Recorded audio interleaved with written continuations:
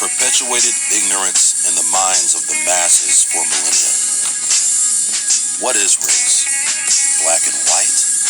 Yellow and brown? Or far more complex than what we've been taught to think? When someone refers to a white person, are they referring to a Caucasian or a European? When someone refers to a black person, are they referring to a Negro or African? Each one of these so-called classifications is an indoctrinated establishment of social disposition based upon the false concept of race and color. Take Kamala Harris, for example, who is ethnically a Caucasian woman but can socially pass for black, and does so. On the opposite end of the spectrum, anyone of a lighter skin and so-called European admixture can easily pass for white. Yet all of these terms are inaccurate and misleading. Caucasian doesn't mean white any more than Negro means black. Dark-skinned Mongoloids and Caucasians exist, as well as fair-skinned Negroes. Although one would be extremely hard-pressed to find a light-skinned Australoid, if an Australoid male had pale skin, he would resemble an archaic European. So the idea of a dark-skinned European isn't far-fetched from a genetic or anthropological standpoint.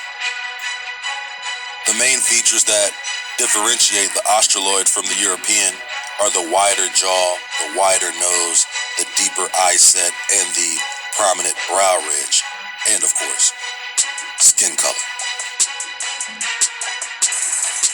Whereas the Melanesian and Negrito groups in the Pacific more closely resemble so-called Negroes, but surprisingly have the least relation to them, and have the highest amounts of Neanderthal and Denisovan DNA. The groups in Oceania are some of the oldest and most genetically isolated in the world. They are also the genetic personification of what a Caucasian once resembled. Taking this into mind, the assertion that race and color should be used synonymously is asinine.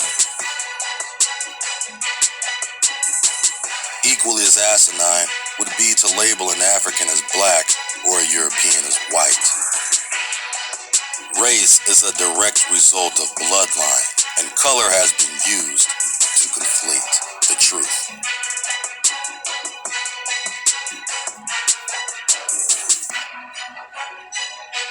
In terms of anthropology, the race labeled as white is an extremely brand new so-called race of people. Even using the inflated chronology of academia that includes millions of years for Australopithecus to evolve into modern human, the inception of the so-called white race materialized overnight in comparison. According to the accepted history of pigmentation in Eurasia, the origin of both light skin and blue eyes is south of the Caucasus, more specifically in modern-day Iran, former Mesopotamia. While blonde hair originated as a Siberian feature.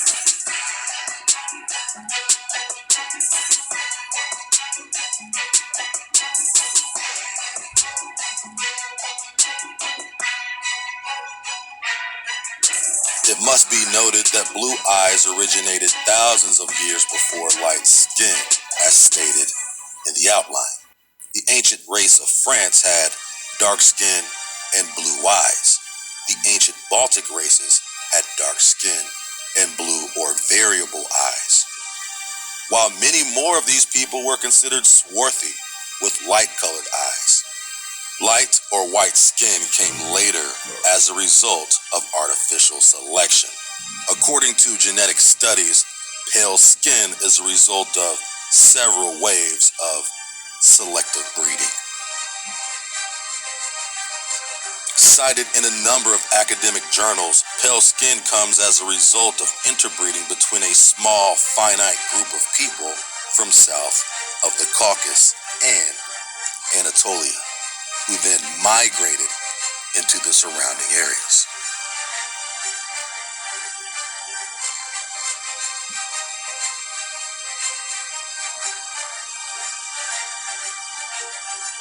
Additionally, this information stands directly in the face of the generally accepted school of thought, which states skin tone and UV radiation based upon geographic latitude act as the dominant factor in skin complexion. Because if the latter were completely true, one should have expected the white race to come out of Scandinavia or even Antarctica rather than Mesopotamia.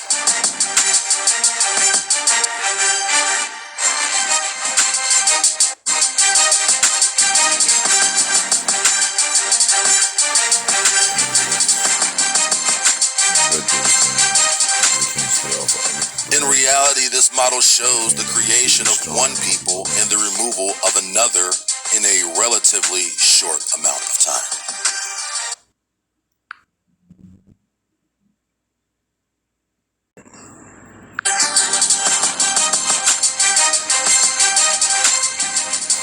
In reality, this model shows the creation of one people and the removal of another in a relatively short amount of time. The term white person did not exist in Europe, Asia, Africa, or even pre-Columbian America. The term white came about in the late 1600s as a method of differentiation between indentured servants and slaves from the general populace. White became a term of classification, meaning European and free. European meaning one of several sovereign nationalities, indistinguishable by skin color. The meaning of free being indistinguishable by skin color as well.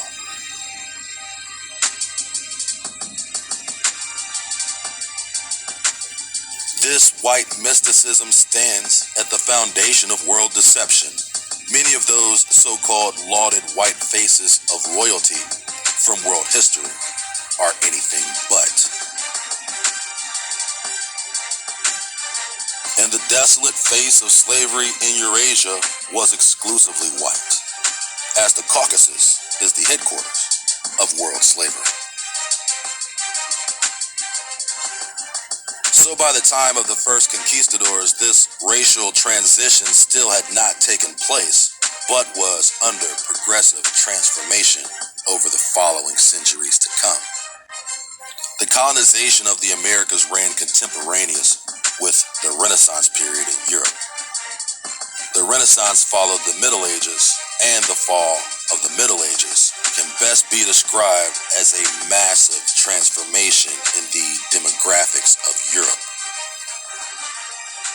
Ironically named the Black Death, was the leading cause of this massive change in European demographic, which it is said that over 75 to 200 million died as a result of this human-enabled plague. As maintained by the leading evolutionary epidemiologists, the origin of the Black Plague hails from either Crimea in modern-day Ukraine or the Genoese Italian slave ships that traveled from Atlantic coast to Black Sea coast, carrying infected rats, whose parasitic fleas were the incubators for the bubonic plague.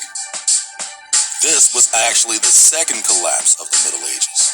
The Great Famine of 1315 already had an extremely overcrowded Europe struggling to maintain survival. It is estimated that as much as 25% of the entire population of Europe died during this time preceding the Black Death.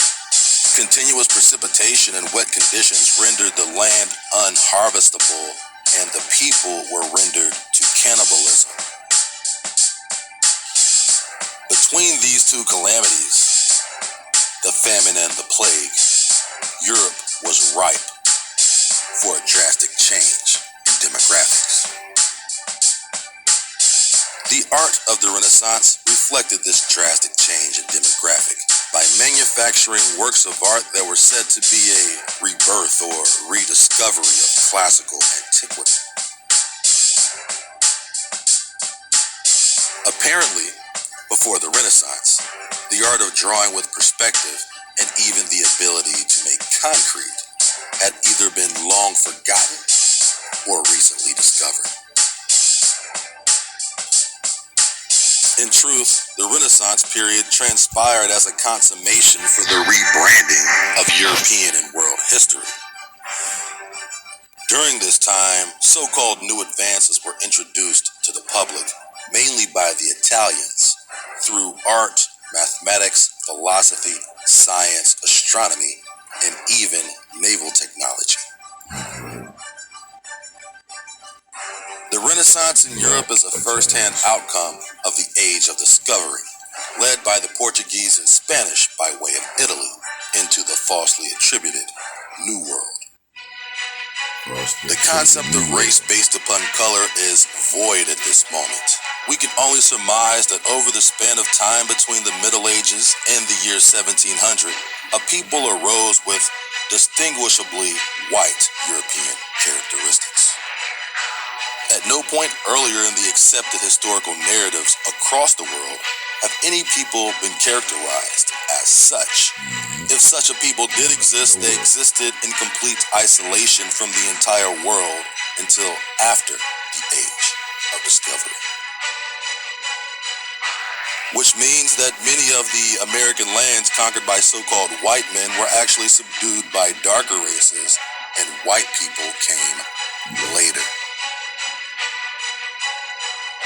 It was only around the year 1700 did this qualification define itself in a way as to not compromise the identity of the classically accepted European. Under whatever circumstances, the conditions in Europe caused by the famine and plague facilitated the prospects for this specific group of people to spread throughout Europe,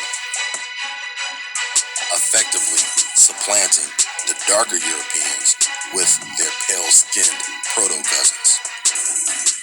The possibility lies well within the crosshairs of credibility that this race or type of people were purposely created by people of a darker race to execute a specific objective. The conditions needed to conceive this genetic grouping were well controlled, lending its nature to a source of artificial design, meaning this group was selected for and breeded against as recently as 500 years ago. So the application of the word white has no historical bearing that can be consistently established over a significant course of time. With this being said, the study of Torah as a means of tracing genealogy and identity is far more viable than the duplicitous world of modified knowledge, otherwise known as science. The areas of speculation have definable associations, in the words of Scripture. The families and territories in question have definable roots, according to the Word. So far, we've highlighted the territories of Japheth and Ham, and throughout our findings, we uncovered the ancient bloodlines responsible for ruling certain areas throughout Eurasia and Africa.